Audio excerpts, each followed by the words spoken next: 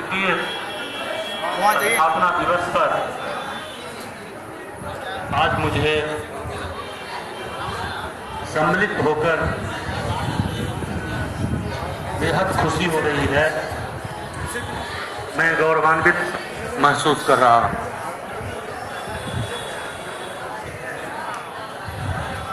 इस अवसर पर इस पार्टी के संस्थापक एवं राष्ट्रीय अध्यक्ष सोम प्रकाश जी,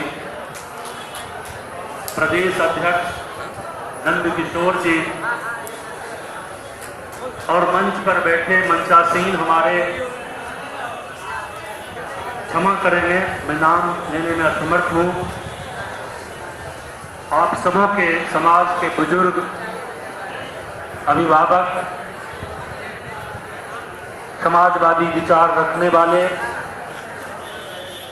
समाज में कुछ कर सकने की अभिलाषा सदा रखने वाले सभी सम्मानित बुजुर्ग नेता और स्वराज पार्टी के विभिन्न जिलों के प्रखंड से आए हुए उनके अध्यक्ष, सचिव और इस सभागार में उपस्थित सभी साथियों, बहनें, माताएं और नवयुवक साथियों, हमारे पत्रकार बंधुओं का भी अभिनंदन है। आज मुझे बेहद खुशी हो रही है आप सबों को इस प्रचंड गर्मी में, जिसमें घर से बाहर निकलने का लोग साहस नहीं कर सकेगा, आप दूर दूर से चल के इसमें उपस्थित हुए। इसी से हम अंदाज करते हैं सोम प्रकाश जी का कितना अधिक जुड़ाव आप सबों से है, लगाव आप सबों से है। मेरी बातें इनसे बहुत लेट करके हुई, पहले से हुआ होता तो मैं और अधिक समय इनको देता, आपकी पार्टी को देता। मैं सबसे पहले बताना चाहूँगा 2007 में मैं सेवा से निवृत्त हुआ और जनमुक्ति आंदोलन, जिसके संचालकपुर में डॉक्टर विनियन हुआ करते थे, मगध क्षेत्र से आने वाले लोग शायद कुछ लोग जानते होंगे उनको, उन्हें लोग नक्सलाइट का नेता कहता था। जनमुक्ति आंदोलन की स्थापना किया और उसका राष्ट्रीय अध्यक्ष बन के मैं काम कर रहा था। अस्वस्थता के कारण अभी उससे थोड़ा अलग हो गया, लेकिन कार्यक्रम मैं कर रहा। सोम प्रकाश जी को जितना आप लोग जानते हैं उससे अधिक मैं जानता हूं। बहुत ऊर्जावान हैं, काफी शक्तिशाली हैं, युवक हैं और आप जानते हैं पहले पुलिस की नौकरी में ही ये थे। वहां भी बेदाग ढंग से इन्होंने काम किया। इनकी छवि पुलिस में आज भी याद किया जाता है।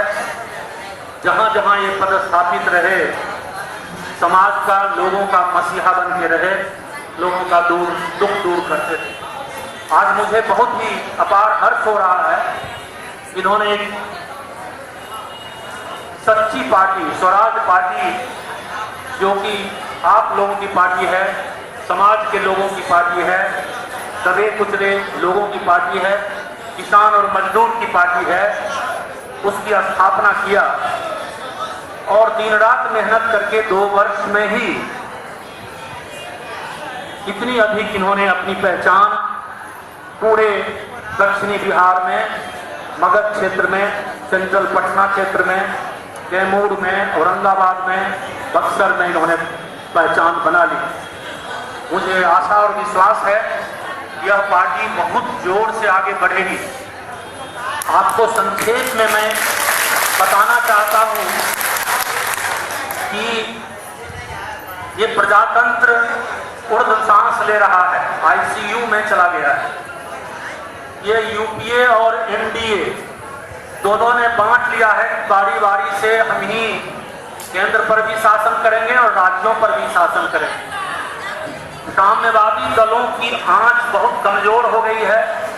उन्हें भी कोई अभी मुद्दा नहीं मिल रहा है कि वे लोगों का विश्वास, लोगों का सपोर्ट, लोगों का कोऑपरेशन उस अनुपात में ले सके जैसा वो पहले दिया करते थे। अभी समाज में हम देख रहे हैं एनडीए भी लोगों को ठग रहा है और यूपीए भी ठग रहा है। किसान की आबादी 85% यहाँ देश में थी। किसान और किसान मजदूर, स्वामी सहजानंद ने आजादी के पहले लड़ाई लड़ी थी और किसानों की लड़ाई नहीं लड़ी थी, किसान मजदूरों की लड़ाई लड़ी थी और उनको सबसे मतभेद होता गया। सुभाष चंद्र बोस की अध्यक्षता में जब हजारीबाग में मीटिंग हो रही थी तो सुभाष चंद्र बोस ने कहा स्वतंत्रता प्राप्ति के बाद इस देश में किसी को प्रधानमंत्री बनने का हक है तो स्वामी सहजानंद सरस्वती को है।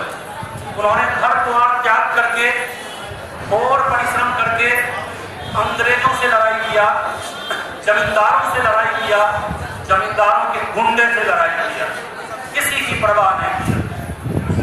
निरंतर लड़ाई वे लड़ते रहे, लेकिन लोग आज समाज में उनको भी भुला दिया। किसानों की दुर्दशा आप देख रहे हैं। लाखों 7.5 लाख किसान इस देश में आत्महत्या कर दिया, लेकिन केंद्र सरकार अच्छे दिन का वादा करके इसके लिए अच्छा दिन लाया। अडानी के लिए, अंबानी के लिए एक दिन में अंबानी की आमदनी 2 से 4 अरब रुपये होता है। उसने मुफ्त में आप इसके गणित को समझिए, जियो सिम बांट दिया समूचे देश में। 6 महीना मुफ्त में आपको कहा बात करो इंटरनेट की सुविधा में। फिर उसने कहा कि 99 रुपया जमा करो। उसके कुछ दिनों के बाद कहा कि 300 रुपया जमा करो। 6 करोड़ उसने ग्राहक तैयार कर लिया बैठे बैठे। आप सोच सकते हैं, आप कभी कल्पना भी नहीं कर सकते हैं कि आप दिन रात मेहनत करेंगे, 5,000 10,000 रुपया कमाने में आपके रीढ़ की हड्डी टूट जाएगी। और वह एसी कल्चर में बैठा हुआ, सरकार के गोद में बैठा हुआ अंबानी एक दिन में 8 अरब रुपया, उसको 8 से 10 अरब रुपया बैठे बैठे उसके तिजोरी में पहुंच गया। आप सोच सकते हैं कितना बड़ा मकरजाल है ये। अब ठेकेदार में चाहे राज्य सरकार, सुशासन बाबू की सरकार हो या केंद्र की सरकार हो, इसको ठेकेदार दे रहे हैं, मजदूरों को नहीं दे रहे हैं। जो बेरोजगार है उसको नहीं दे रहे हैं। वे जापान की कंपनी को, बड़े बड़े कंपनियों को ठेकेदारी देते हैं और फिर वह आमदनी लेकर के बैठे बैठे यहाँ के बड़े ठेकेदारों को दे देता और फिर बड़े ठेकेदार छोटे छोटे ठेकेदारों से अपनी आमदनी लेकर के बैठे बैठे को दे देता। गुणवत्ता आप देख सकते हैं काम में, क्या गुणवत्ता लोग आप तक क्या पहुंचती है। टैक्सेस सिर्फ जनता देती है, आप देते हैं, हम देते हैं, मध्यम वर्ग के लोग देते हैं, ब्यूरोक्रेट्स देते हैं। हर चीज में टैक्स। एक आदमी कितने जगह टैक्स देगा? आप एक कलम खरीदो उसमें टैक्स, मोबाइल खरीदो उसमें टैक्स, पेट्रोल खरीदो, डीजल खरीदो, किताब खरीदो, हर चीज में टैक्स। खाना का सामान खरीदो उसमें टैक्स। और किसान को क्या मिलता है? अभी बहुत दाम बढ़ाया है, 1,600 रुपये, 1,650 रुपये क्विंटल की। आप सोच सकते हैं कितना बड़ा शोषण यहाँ के आम लोगों का हो रहा है।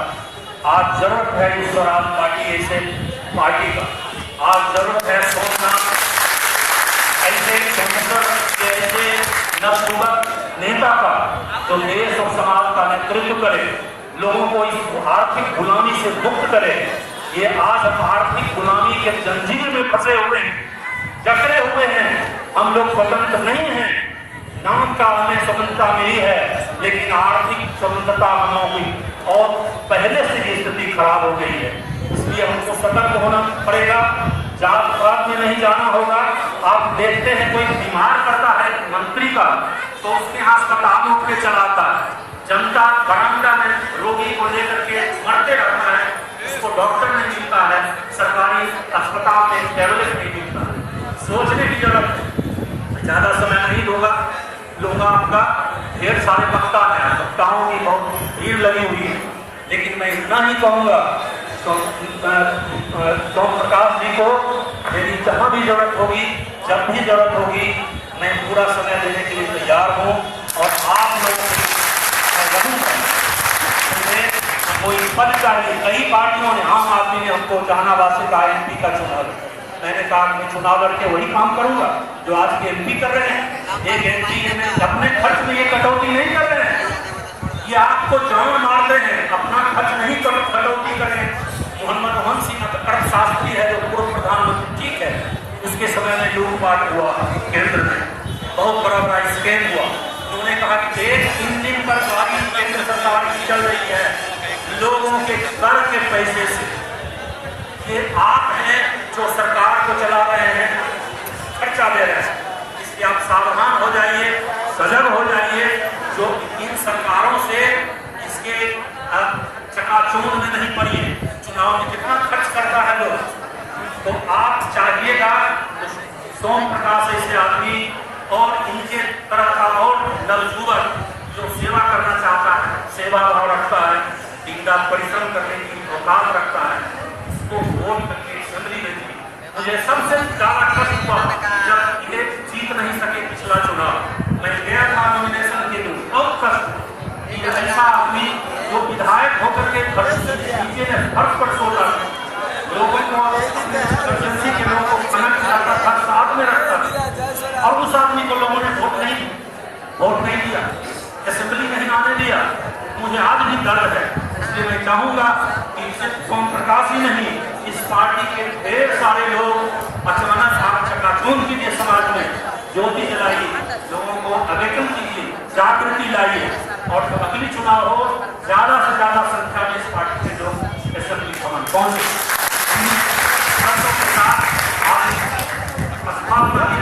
आप सब लोग संकल्पित हो, संकल्प में इन्हीं शब्दों के साथ आप सबों को बहुत बहुत शुभकामना। जय हिंद, जय राम। बहुत बहुत धन्यवाद सर, आपका ये मार्गदर्शन हमारे लिए बहुमूल्य है।